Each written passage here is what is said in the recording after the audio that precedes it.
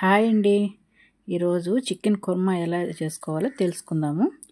చూడండి, గసగసాలు, జీడిపప్పు, పట్టా లవంగా, 2 యాలకులు వేసి దోరగా వేయించుకోవాలి. ఆనియన్స్ వేయించి పెట్టుకోవాలి. పచ్చిమిర్చి ఒక 4 కట్ చేసి పెట్టుకోండి. ఇప్పుడు అవన్నీ మిక్సీ జార్లో వేసుకొని కొంచెం వాటరు, కొంచెం పెరుగు కూడా వేసుకొని మిక్స్ చేసి పెట్టుకోవాలండి.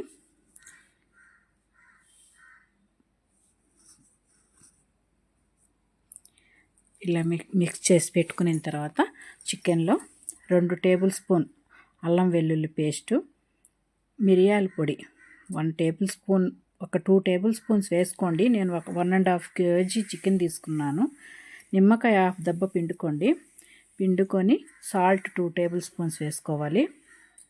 సరిపడినంత మీకు చూసుకొని వేసుకోండి. మళ్ళీ తక్కువ అయితే బాగుండదు.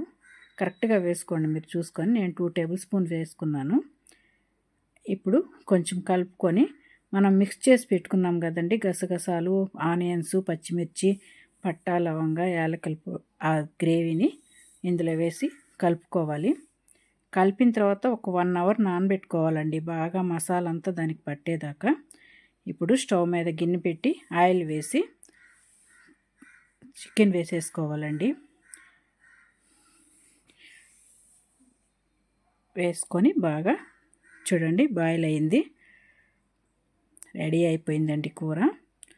ఇది బగారా ఖానాకి బాగుంటుందండి. మసాలా అన్నం చేసుకున్నప్పుడు అందులోకి బాగుంటుంది. Chicken kurma ready. చూడండి.